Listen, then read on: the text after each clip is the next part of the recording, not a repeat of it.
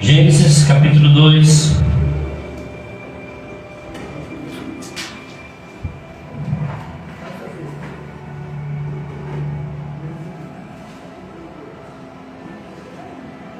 Versículo 21. Todos acharam? Amém. Quem está procurando, diga glória a Deus. Glória a Deus. Gênesis 2, 22. 21. Gênesis 2, 21. Bem? O texto diz assim: Então o Senhor fez cair um sono pesado sobre Adão, e este adormeceu. E tomou de uma das suas costelas e cerrou carne no lugar.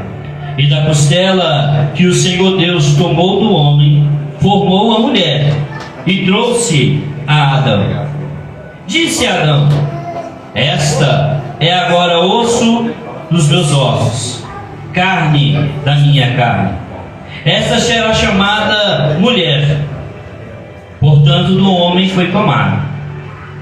Portanto, deixará o homem o seu pai e a sua mãe, e apegar-se-á-se a sua mulher, e ambos serão uma só carne. Portanto, deixará o homem o seu pai e a sua mãe, e apegar-se-á a sua mulher, e ambos serão uma só carne. Pode se acertar em nome de Jesus. Curva a sua cabeça, eu estou orando por você, Senhor meu Deus e meu Pai. Meu Deus, a sua palavra foi lida mais uma vez. Peço, Senhor, que venha falar poderosamente com a tua igreja e com o teu povo. Que a graça do Senhor possa tocar em nossa mente e coração, para que possamos entender a sua palavra. Que o teu Espírito Santo possa ter liberdade para revelar, para trazer à memória tudo aquilo que é necessário falar nesta noite. Opera com o teu poder e com tua graça, em nome de Jesus. Amém? Glória a Deus. Você pode aplaudir o Senhor Jesus? Graças a Deus. Irmãos, hoje eu estava trabalhando durante a tarde, né? E o Senhor falou fortemente no meu coração sobre família. A igreja precisa exercitar o amor fraternal. A igreja precisa exercitar o amor entre a família. Amém? Amém. E muitas das vezes a gente fala de tantas coisas e não falamos de família. A igreja fala de tantas coisas, mas não fala de família. Glória a Deus. A primeira instituição criada por Deus. A Bíblia vai dizer no livro de Gênesis, capítulo 1, capítulo 2, sobre a formação, sobre a criação de Deus, a formação dos astros, dos anjos, a formação do céu e da terra, a separação de água com água, a separação das trevas com a luz. E Deus faz tudo devido conforme o seu propósito e o seu querer.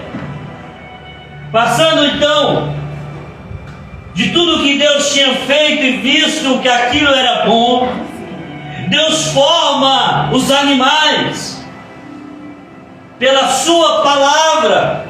Ele vai dizer: haja, e acontece conforme tudo que Deus tinha proposto em seu coração.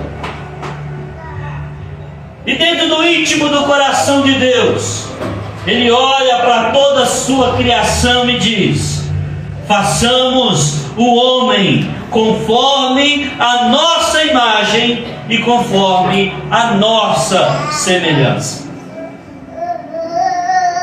E Deus vai formar o homem do pó da terra, de maneira diferente de tudo aquilo que Ele tinha criado antes. coração de Deus surgiu pelo poder da palavra, pelo poder do verbo. Tudo que Deus tinha criado veio pelo poder da palavra, pela ação do verbo. Haja luz, haja animais, haja, e acontecia tudo aquilo que como Deus tinha determinado. Mas quando Deus coloca no coração de fazer o homem ele não surge simplesmente da palavra de Deus, mas ele vai surgir da mão de Deus. Porque o texto vai dizer que Deus vai formar um barro, formar um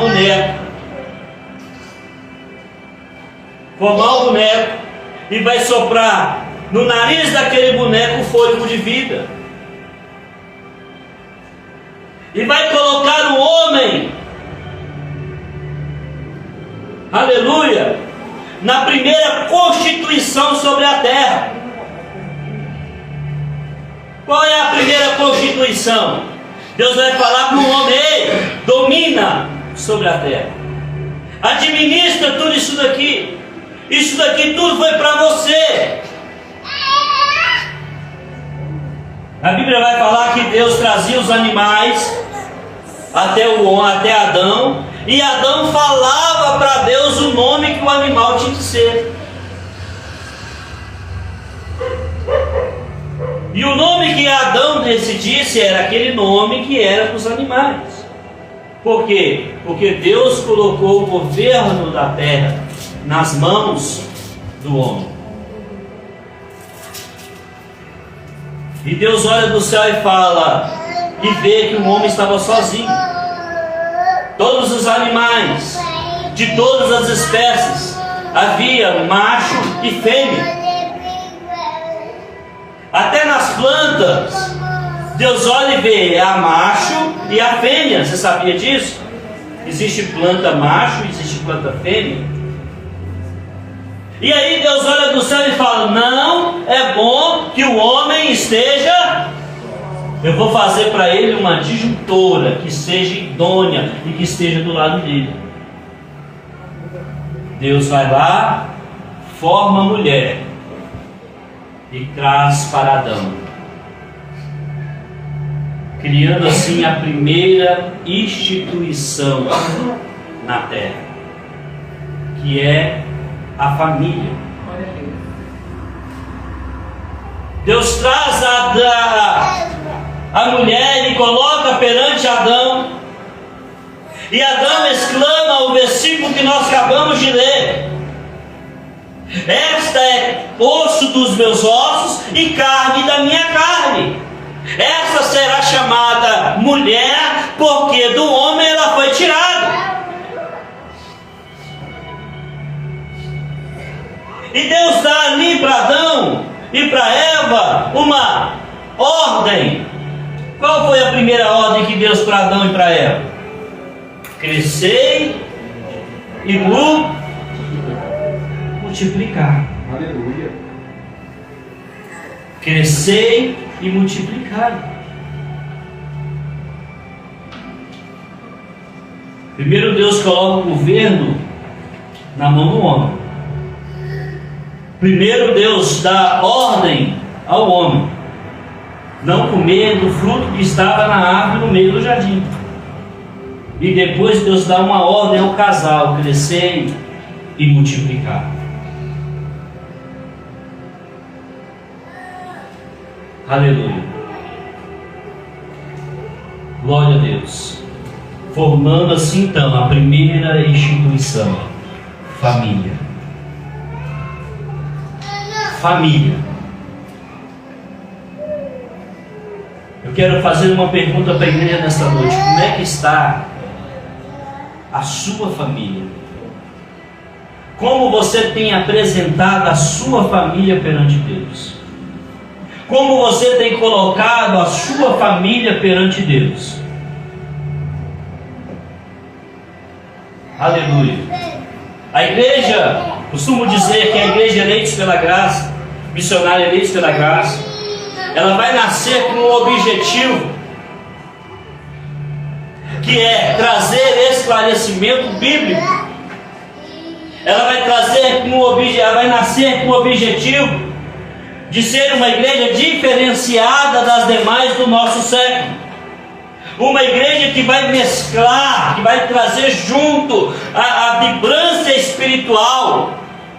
Uma igreja que vai vibrar espiritualmente, uma igreja que vai ser alicerçada espiritualmente, que vai acreditar que sem o Espírito Santo a gente não pode e não é nada, mas uma igreja também inteligente, uma igreja racional, uma igreja intelectual, que vai entender a palavra de Deus dentro dos seus princípios. Aleluia. Glória a Deus. Aleluia. E depois de Deus ter dado a ordem ao homem crescer e multiplicar, graças a Deus, a terra foi povoada,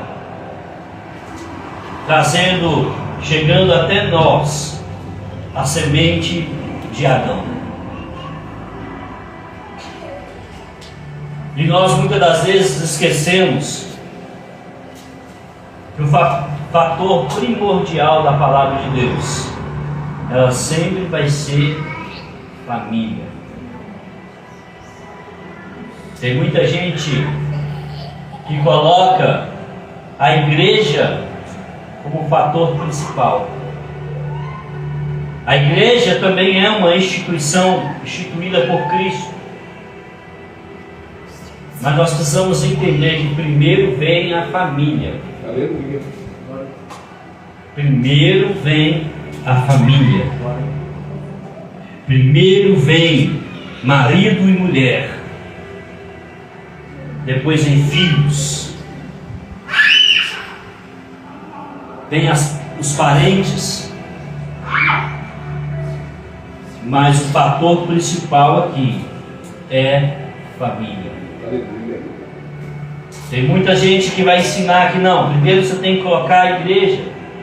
Com a desculpa, não, primeiro é Deus. E se é Deus, logo é a igreja. Não, primeiro é Deus. Na nossa essência, quem vem primeiro é Deus. Na nossa essência, quem vem primeiro? Deus. Quem vem segundo? Família. Família. E depois, igreja. Depois, igreja. Igreja vem no terceiro lugar, irmãos. Muitas pessoas colocam a igreja como primeiro e frustram a família. Eu sou um pastor muito observador e observo as coisas desde a minha adolescência. E dos fatos que eu mais observava é que todo pastor ou obreiro rígido demais, presente demais na igreja, ou rígido demais com os membros da igreja, tem uma grande frustração da família. Às vezes a mulher é de oração, mas o marido é um alcoólatra. Às vezes o pai, a mãe está dentro da igreja firme, mas os filhos estão nas bocas de fumo. Às vezes o camarada está buscando firme ao Senhor, mas a mulher não quer saber de igreja. E o camarada está lá firme e coloca sempre a igreja em primeiro lugar. Deus tremendo. Nós viemos em uma geração, se nós voltarmos aí 20 anos atrás, os nossos pais na fé, os nossos líderes, os que estão vivos hoje, estão cansados, muitas das vezes frustrados, porque fizeram muito pela igreja e pouco pela família, e perderam a família. Não zelaram da família e perderam Primeiro nós precisamos zelar da nossa família, dentro dos princípios da palavra de Deus. Existem muitas coisas que foram ensinadas erradas ao longo dos anos. Existem muitos pensamentos que nos foram ministrados errados nos últimos anos. Nós precisamos entender que precisamos voltar lá atrás, fazer uma leve pesquisa para saber o que a Bíblia está dizendo em alguns determinados pontos. Porque a palavra que foi dita lá atrás, muitas das vezes ela não tem o mesmo significado do que é dito hoje. Não tem o mesmo significado do que é dito hoje. Mas nós precisamos entender que precisamos ler e examinar a Bíblia. Não é só ler, examinar. Os fariseus só liam, os saduceus só liam. E um dia eles foram interrogar Jesus, e Jesus fala para eles assim: examinai as Escrituras, porque são elas que testificam de mim. Examinai, estudai, porque vocês acham que têm a vida eterna, mas vocês estão distantes de mim. Porque eles tinham a essência da letra, mas eles não tinham a revelação que é dada por Cristo e pelo Espírito Santo. Jesus vai falar para os fariseus: examinai, estudai as Escrituras, que vocês vão ver que é ela que testifica de mim.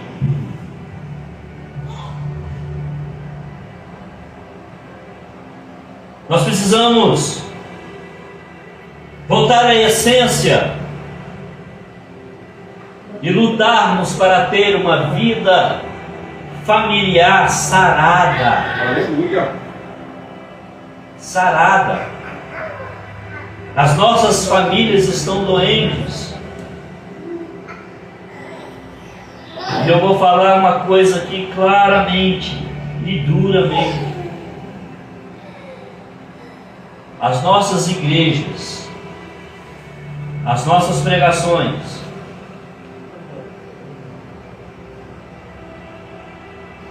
as nossas falas do passado têm escravizado também as famílias, as pessoas, mesmo dentro das igrejas. O mundo está bombardeando a família. O mundo lá fora bombardeia a família com a sua imoralidade, e nós dentro da igreja queremos escravizar as famílias. Não entendemos que o princípio da palavra é amor e salvação. Nós não entendemos que o princípio, quando Deus criou o homem e formou a mulher, era para a mulher estar ali do lado dele, para ser uma disjuntora idônea.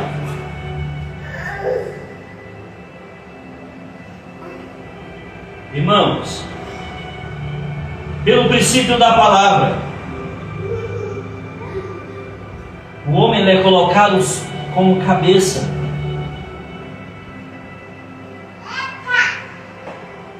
Ele é colocado como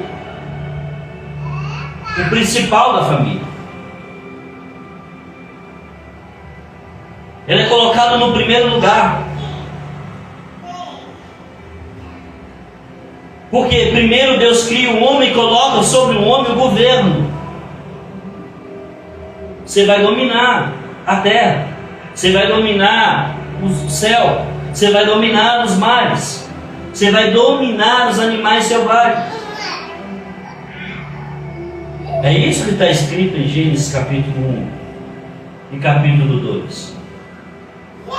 Mas quando Deus faz a mulher, decide fazer a mulher, Deus vira para si mesmo e fala: vou fazer uma adjuntora, uma auxiliadora, alguém que esteja do lado.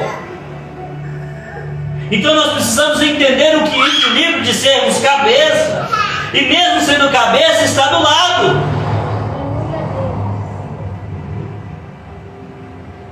Aí muitas pessoas vão pegar a sujeição, a submissão feminina e colocar a mulher em ponto mais baixo. Não, Deus fez a mulher para estar do lado, mas a mulher também tem que entender que o homem é o cabeça, o principal.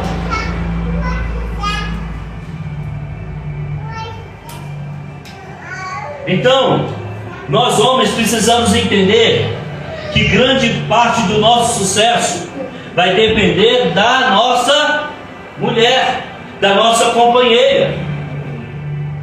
Olha, analisando o mundo lá fora, grande parte dos fracassos de muitos homens foi porque não teve uma mulher sábia do lado dele. Muitas das vezes porque talvez o camarada aprendeu errado, achando que ele era o cabeça e que a mulher tinha que ser a sua escrava. Ou muitas das vezes por sabedoria da própria mulher, pela insensatez da própria mulher. Porque Provérbios diz: a mulher sábia edifica, ela fortifica, ela leva o homem a um nível superior, mas a mulher insensata, ela destrói. É Deus, é desse jeito.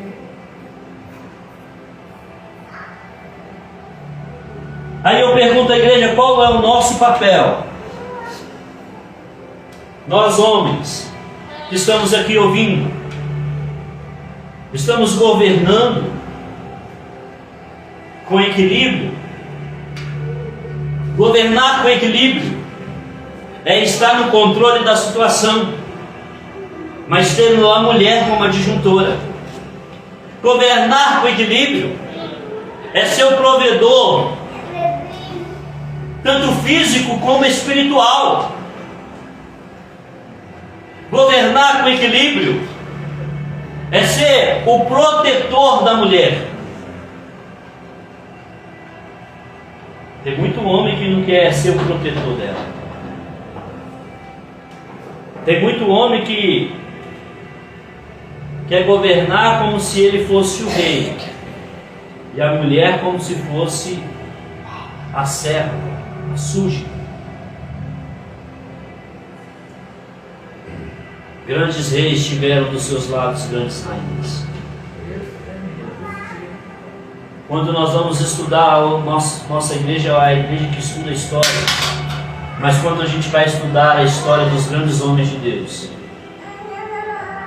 você vai ver que eles tiveram grandes mulheres ao seu lado. Martinho Lutero, ele conseguiu ir até longe porque ele tinha uma adjuntora do lado dele ali acompanhando, né? E vai porque Deus está contigo, vai porque Deus é com você. Glória a Deus. Grandes homens de Deus tiveram grandes mulheres do seu lado. Mas talvez a igreja fale assim: mas Paulo nunca foi casado, e aí como é que faz? Paulo, ele se casou com Cristo, quis saber só de Cristo. Ele foi chamado para esse ministério. O próprio Cristo diz que casamento não é para todos. Tem alguns que não foram chamados para esse ministério. Tem pessoas que nascem e não são chamadas para casar. Mas quem é aquele que nasce e tem esse chamado, deve buscar em Deus as suas raízes, os seus princípios, para ter uma família abençoada. E nisso devemos ter alguns deveres. Abra sua Bíblia comigo em Éfeso,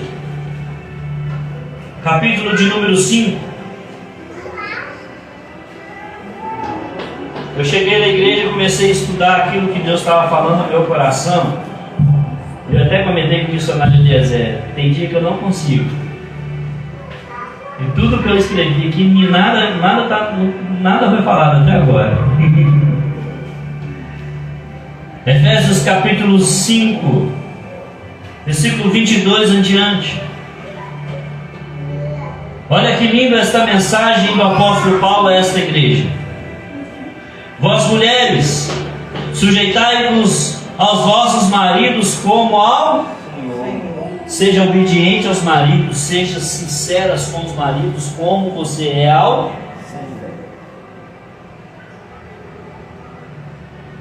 Senhor. Faz as coisas para o seu marido como estivesse fazendo para o Senhor, agradando ao Senhor.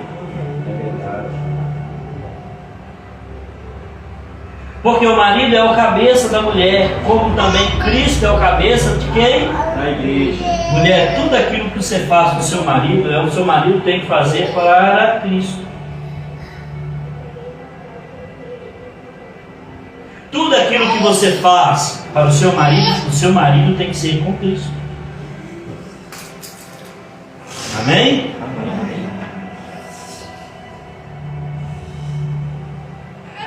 Versículo 2, né?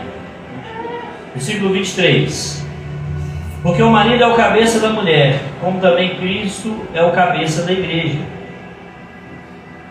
sendo também o salvador do próprio corpo. 24.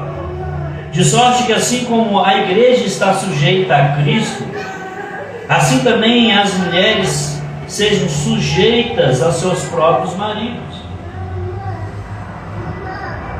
Versículo 25. Vós, marido, amai as vossas esposas como Cristo amou a igreja.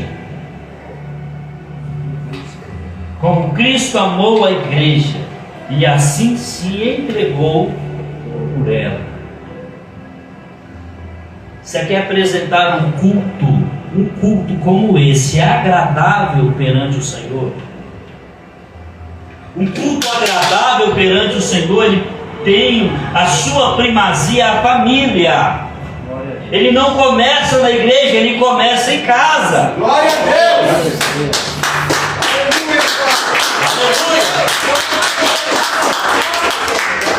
Por quê? Porque assim como a igreja está sujeita a Cristo, as mulheres estão sujeitas aos maridos, e assim como Cristo é o cabeça da igreja, a mulher, o homem é o cabeça da mulher, e assim como Cristo amou a igreja, o marido deve amar a mulher. Glória a Deus. São princípios que é difícil de compreender, mas são princípios lógicos. Nós homens, o que nós mais precisamos? Qual é o nosso maior combustível de vida? Qual é a nossa maior satisfação de vida? Qual é o nosso maior objetivo? É quando nós nos sentimos alguém importante, alguém valorizado, alguém honrado.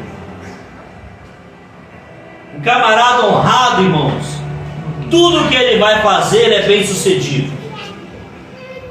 No trabalho dele ele é produtivo.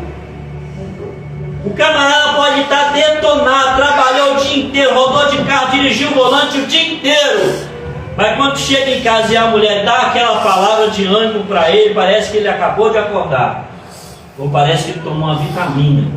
É verdade. Por quê? Porque por isso que o Senhor fala para a mulher: honra o vosso marido. Sujeitar é o mesmo que honrar. Glória a Deus. O vosso marido. E da mesma forma, o que deixa uma mulher satisfeita? O que deixa uma mulher se sentir poderosa, aliviada? É quando ela é protegida. Sim ou não? Sim. Quando ela é protegida. Quando ela se sente protegida, ela se sente amada. Quando ela se sente protegida, aleluia, ela se sente quase invencível. O problema é que nós, muitas das vezes, não protegemos nossas mulheres. É verdade. Não é verdade? Sim. Muitas das vezes nós não protegemos nossas mulheres. E precisamos entender também um princípio básico aqui na família. A instituição criada por Deus, família, é homem e mulher. É por isso que Adão exclama dizendo: deixará o homem o seu pai e a sua mãe, e vai unir a sua mulher, e ambos serão uma só Carne. Não é verdade? Agora vem cá.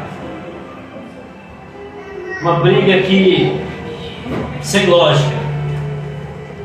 Quem nós devemos amar mais? Os nossos pais ou as nossas esposas? Mas pela lógica, lá no fundinho, você ama mais quem? Lá no fundinho, você ama mais quem?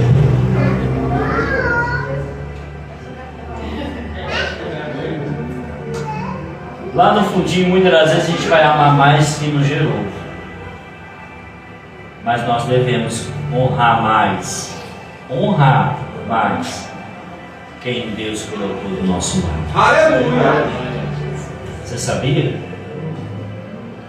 Aos homens, devem honrar mais as mulheres, mais do que para as próprias mães, os próprios pais. As mulheres devem amar mais, honrar mais os vossos maridos, mais do que os pais.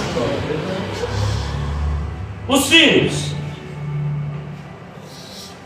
É uma pergunta meio fora de lógica. Quem a gente ama mais? O nosso cônjuge ou os nossos filhos? Com certeza o amor está mais no filho, mas a honra tem que estar no cônjuge.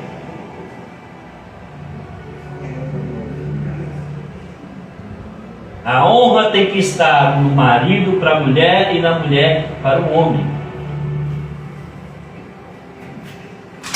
Olha como é que é lindo esse ministério, irmãos. Deus cria a instituição chamada família. Jesus vem e edifica uma instituição chamada igreja. É o texto que o pastor Davidson ia pregar. Jesus vira para Pedro e diz: sobre esta pedra vou edificar a minha igreja. Igreja foi instituída por Cristo, não uma igreja que tenha placa, não uma igreja que tenha uma sociedade fechada, porque igreja nos dias de hoje tem muitas, mas igreja aqui é o povo escolhido por Deus, aqueles que Deus chamou para si e instituiu num corpo. Então, igreja aqui é cada um de nós que estamos ligados em Cristo. Glória a Deus. Eu posso estar numa igreja social e não ligado em Cristo, mas eu também posso estar fora de uma igreja social e ligado a Cristo. Porque estar ligado em Cristo é viver uma vida cristocêntrica, mas estar ligado à igreja muitas das vezes não vive uma vida cristocêntrica, mas vive uma vida social. Eu sou crente, eu pareço crente, eu ando contra o crente, porque ser crente é bom, é ser bom. Ser crente é legal. Só por isso eu sou crente. Outros vão falar: não, eu sou crente porque eu sou de Cristo, pareço com Ele, quero ser como Ele foi. Aleluia. Glória a Deus.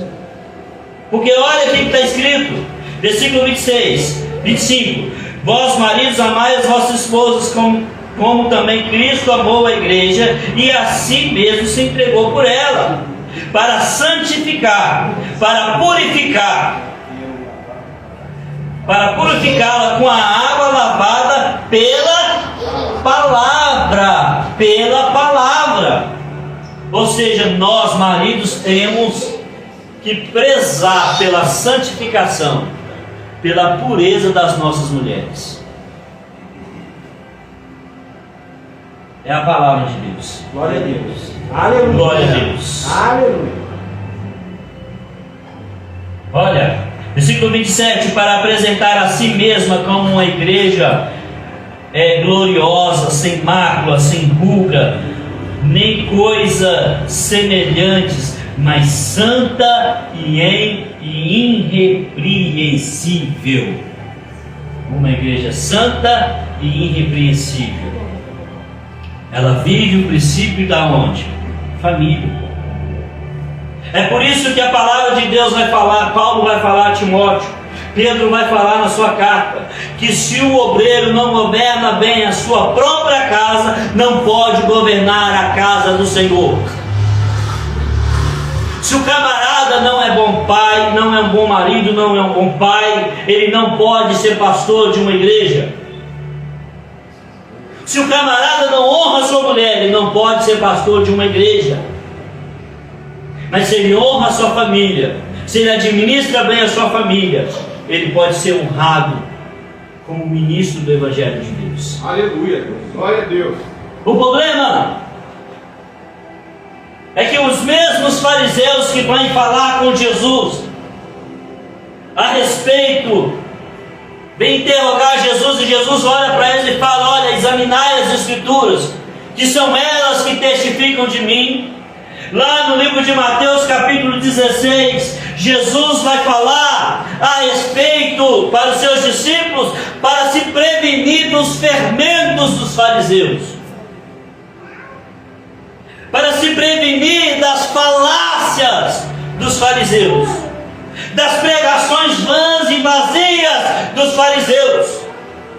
Por quê? Porque muitas das vezes nós falamos e pregamos palavras sem nexo, sem um estudo, sem uma pesquisa, e traduzimos a Bíblia como se estivesse falando nos dias de hoje, com as palavras de hoje, segundo aquilo que nos convém. Como eu falei aqui desde o princípio, Deus instituiu família. E agora eu vou entrar num tópico primordial: casamento. Até agora eu não falei essa palavra, eu falei família. Agora eu vou falar de um tópico primordial: casamento. O Senhor hoje está me tocando para falar a respeito de vida familiar. Eu já ouvi um TikTok de um pastor falando o seguinte: Deus instituiu família, não o casamento. Por causa desta palavra casamento, a igreja estava perdendo muito. Por causa desta palavra mal interpretada e mal conhecida, casamento, a igreja evangélica colocou muitos crentes para fora.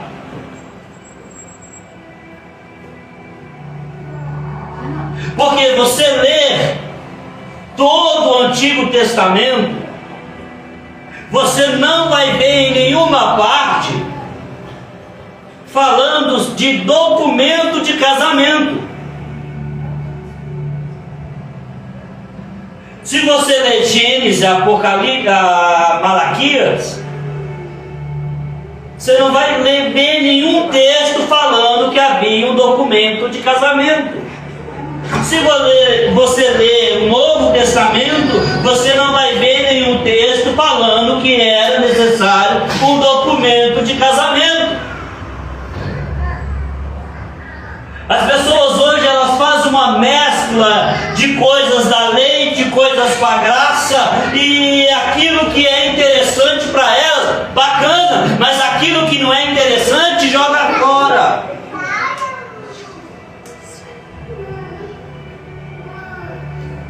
E aí, irmãos, o que acontece?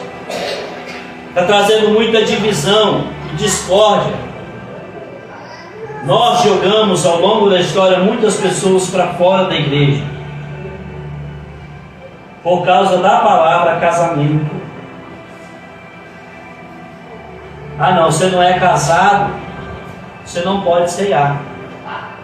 Ah não, você não é casado, você não pode fazer nada na igreja. Ah, você não é casado, você vai para o inferno. Você não é casado, você vai para o inferno.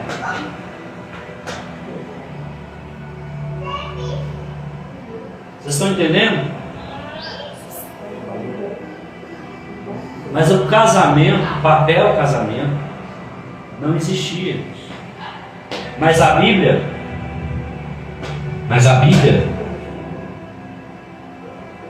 no Antigo Testamento, vai haver um documento a respeito do casamento. Sabe qual documento é esse? O documento do divórcio. Para casar não precisava de documento, mas para divorciar tinha um documento. Sabe como é que era o casamento na Bíblia? É um casamento mais a moda antiga, os nossos avós, bisavós vão lembrar, né? Camarada tem um filho, está lá trabalhando, beleza, e o vizinho dele tem uma filha, né? O vizinho tem uma filha bonita também, na idade de casar. Aí os pais que iam lá, os pais iam lá e falavam assim: meu filho está na idade de casar, sua filha também está na idade, o que você acha da gente casar os nossos filhos? Era feito assim. Nos tempos bíblicos, como era? Nos tempos bíblicos, como era? O rapaz estava na idade de casar, ele viu uma moça, gostava da moça, ele ia chegar para o pai da moça e quer casar com sua filha, o que eu tenho que fazer? Uai, o dote dela é 3 hectares de terra. Ou você me dá aí 50 cabeças de ovelha? Ah é? Beleza. O camarada ia, trabalhava, levantava o que era pedido, chegava para o pai da moça: está aqui o dote que você me pediu. Era terra, era alimento, era gado, era dinheiro. Aí o camarada ia lá e pagava. Sabe o que o pai da noiva fazia? Ele fazia uma grande festa de despedida. Ele vinha, fazia uma festa de despedida. A partir de hoje a minha filha está casada. Aí o camarada pegava na mulher, pegava na mão dela e ia embora. Consumia a noite de núpcia. Não tinha papel para assinar. Não tinha um padre para ir lá e fazer a cerimônia. Não tinha um pastor para ir lá fazer a cerimônia. Quem fazia a cerimônia era o próprio pai da noiva. Assim como nós lemos aqui no Gênesis, quem celebrou o casamento de Adão e Eva? Foi Deus? Foi Deus? Não, foi o próprio Adão, que ele exclama: esta será osso do meu osso, carne da minha carne. Quem fala é o próprio Adão que celebra o casamento. E nos tempos antigos, quem celebrava o casamento era o próprio pai da noiva.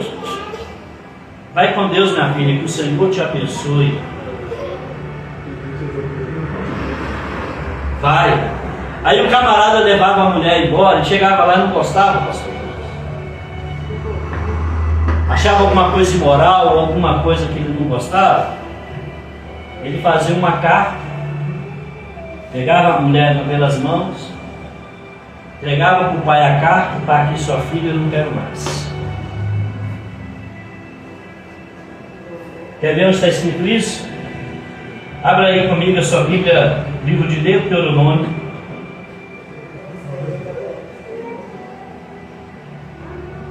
Livro de Deuteronômio, capítulo de número 24.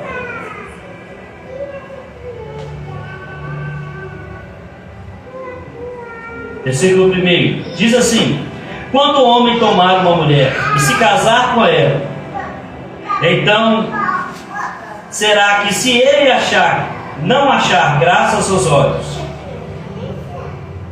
e por nela encontrar alguma indecência, falhar uma carta de refúgio, e entrará em suas mãos e a despedirá para a tua casa. Olha o que Deus permitiu que Moisés escrevesse. Então não havia documento de casamento, mas havia documento de divórcio. E aí, irmãos,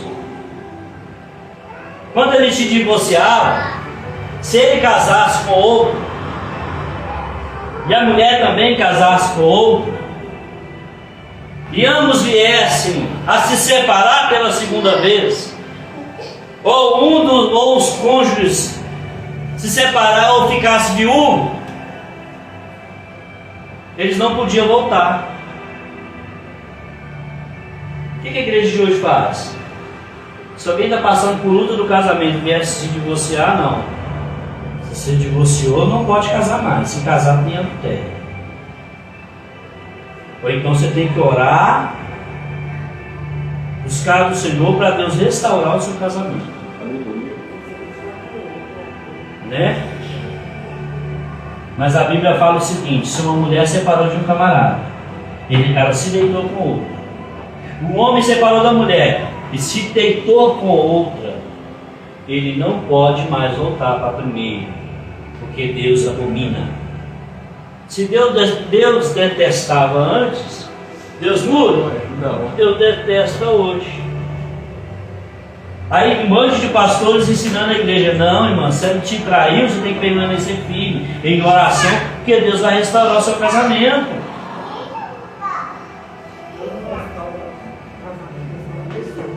E aí, no próprio texto que está falando, vamos continuar lendo, Deuteronômio 24. E se ela, saindo da sua casa e se casar com outro homem, e este também a desprezar e lhe dar carta de repúdio nas suas mãos, e a despedir da sua casa, ou se este último homem que a tomou para si por mulher vier a morrer, então o seu primeiro marido que a desprezou não poderá tomá-la para ser a sua mulher, porque foi contaminada, pois é abominação perante ao Senhor. Você sabe o que faz? Você sabe qual é a ligação do casamento, o relacionamento familiar entre um homem e a mulher? Sabe qual que é, irmãos? É o ato sexual. Casamento que não tem sexo não é casamento.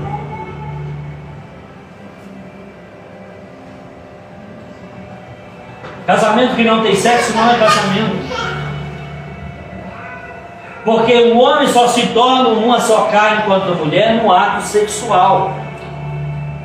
É por isso que o Senhor vai advertir a igreja, advertir o teu povo a não viver uma vida desenfreada sexualmente.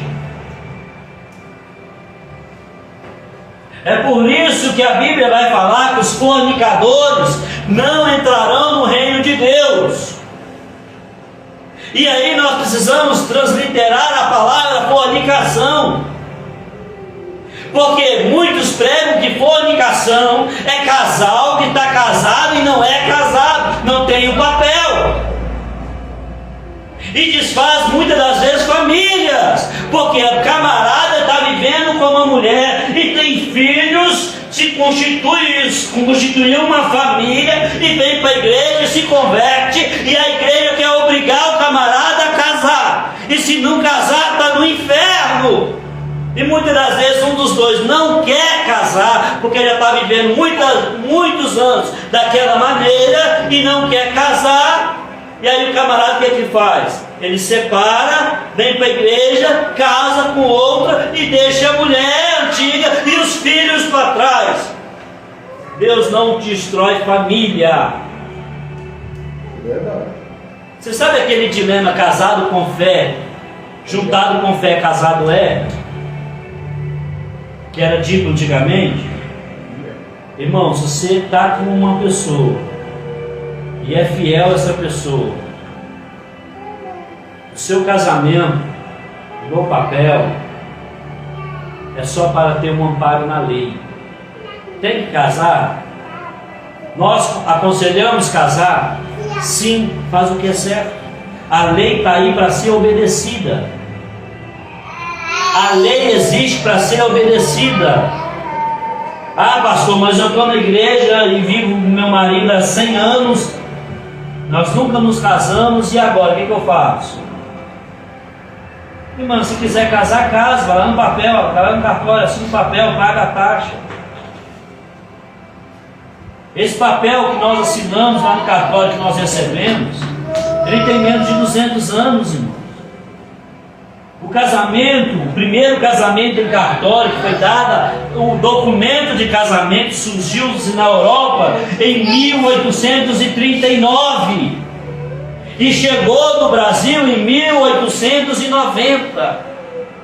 Então provavelmente os nossos bisavós não casaram, e se eles não casaram, foram para o inferno. Por quê? Porque estava em fornicação. Sim ou não? Sim. Mas quando nós vamos transliterar a palavra fornicação, no seu original a palavra porneia, quer dizer o que? Ela não está falando de um ato, ela está falando de um lugar. A palavra fornicação é originada da palavra porneia. E o que era porneia? Porneia era um lugar onde as mulheres ficavam para se prostituir. Então, quando a palavra está falando que os fornicadores não herdarão o reino de Deus, ela está falando daquele que se deita com várias mulheres. Ela não está falando daquele que não é casado. Porque mesmo que não seja casado, se está permanecendo fiel, Deus está no meio dessa família. Mas se tem infidelidade, precisamos ter cuidado. Nós precisamos ter cuidado com a infidelidade. É isso que precisamos ter cuidado. Glória a Deus. Vamos lembrar o que aconteceu com Davi. Davi comete adultério com a mulher de Urias. Ele manda Urias para frente da batalha para Urias morrer. E quando o profeta Natan chega para Davi, o profeta fala: olha, você cometeu grande pecado. Você cometeu grande pecado. E o que eu vejo mais importante, pastor Douglas, que o profeta falando, o Natan falando para Davi, ele não está falando claramente do adultério que ele comete. O foco principal do pecado não foi o adultério, foi o homicídio de Urias. Você mandou Urias morrer, para morrer. Ele era seu amigo, ele era soldado fiel, ele era soldado leal. Você pôs ele na frente da batalha para morrer. Aí Davi se humilha, né? Pede perdão. Aí o profeta fala: olha, Deus perdoou o seu pecado. Mas preste atenção numa coisa. O que você fez escondidinho entre quatro paredes com a Betseba, mulher de Urias, eu vou fazer com que as suas mulheres façam a olho nu, para todo mundo ver. Está na Bíblia. Está na Bíblia. Ah, você cometeu adultério caladinho, né? Bonitinho. Vamos fazer o seguinte: vamos fazer sua mulher, seu melhor amigo, seu colega, seu conhecido, vai pegar sua mulher. Só que você fez escondido, só que ele vai pegar e vai pôr nas redes sociais.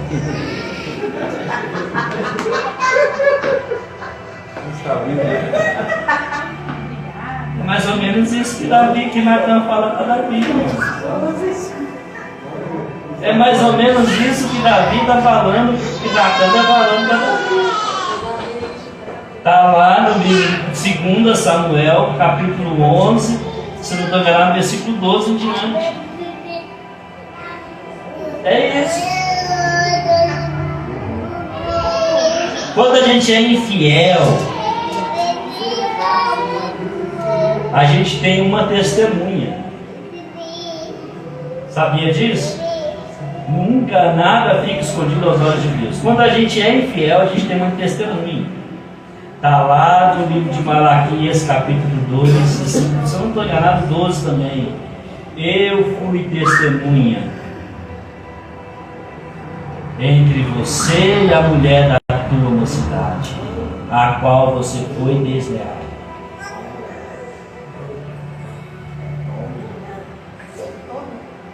O Senhor é sempre testemunha.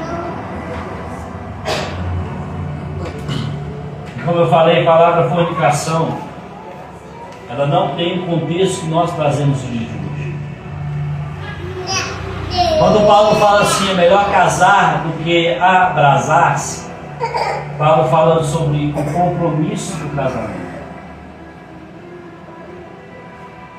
Nós, como os pastores da Igreja pela Graça, temos que pegar os nossos jovens e ensinar o seguinte: ei, você tem compromisso para sustentar uma família. Você trabalha, você tem compromisso de sustentar uma família, de ser o provedor espiritual, financeiro e intelectual da tua casa? Tem. Então você pode namorar. Tem não, pastor. Mexe com namorar não, que é problema.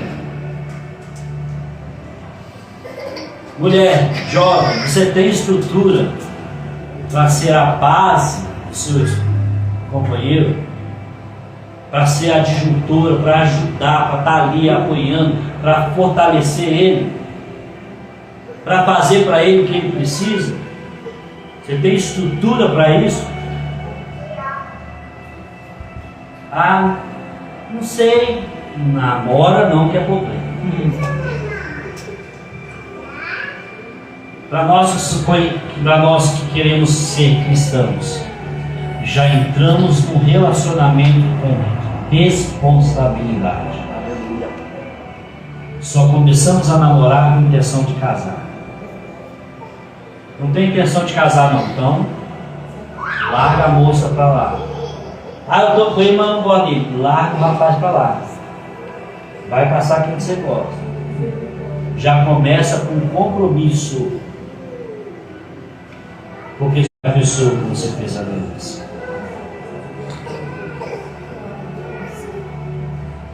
Amém? Então nós precisamos, irmãos, ter esse compromisso de fazer as coisas de Deus da maneira certa.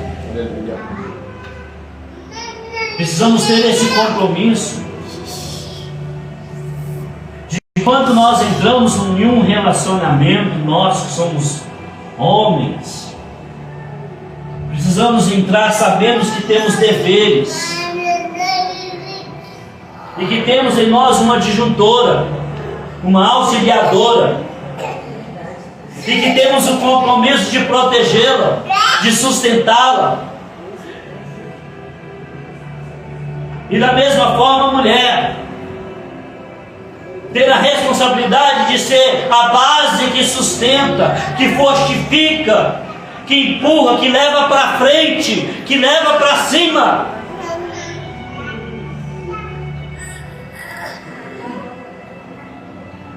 Aleluia. Outro princípio básico é que mesmo quando somos impostos a um jugo desigual,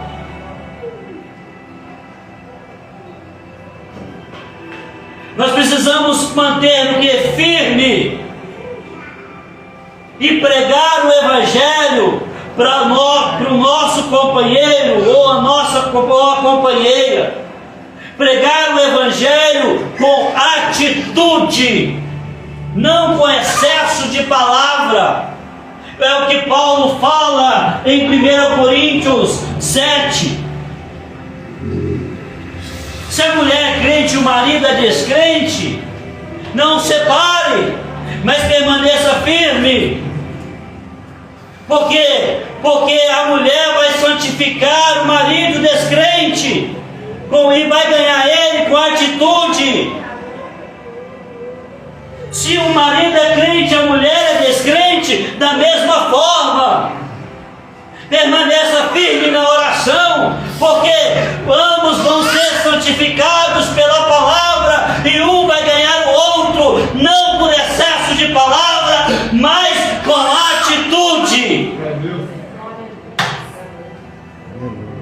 Atitude essa, a mulher ser como a igreja é diante de Cristo. Atitude esta, o marido ser como Cristo é perante a igreja. Aleluia. Glória a Deus. Aleluia. Entendemos que somos um corpo. Que somos um corpo. E que precisamos zelar da nossa família. Isso tudo, irmãos, que está sendo ministrado hoje, é para que nossa sociedade tenha uma base sólida daqui para frente. A igreja tem o poder de revolucionar e mudar o mundo. E vamos a mudar o mundo com o quê? Com atitude, pela palavra. Se o marido é tudo isso que a Bíblia está falando, ele vai ser bom pai e vai ter bons filhos.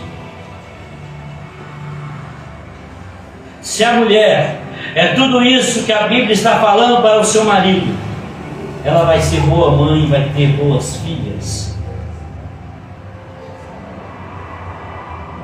Boas filhas. Agora, se a gente viver uma vida desordenada como já temos vivido, nós vamos ter uma sociedade fracassada, como já estamos começando a ter. Se o pai é um bom pai, o filho vai ver nele o espelho para ser um bom marido e um bom pai. Se a mulher é uma boa mãe, os filhos vão ver nela uma referência e vai poder ser bom marido, porque ele vai tratar a esposa como a mãe tratou ele e como o pai tratou a mãe. Aos pais de meninas, se somos bons pais para as filhas, elas vão ver em nós uma referência para escolher bons maridos. Se a mãe é uma boa esposa, a sua filha vai ter referência de como também ser boas esposas.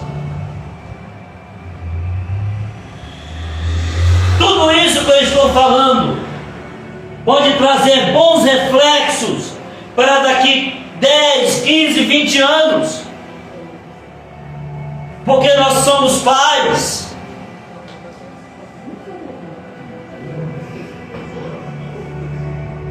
Aleluia. E precisamos prisar pelo futuro dos nossos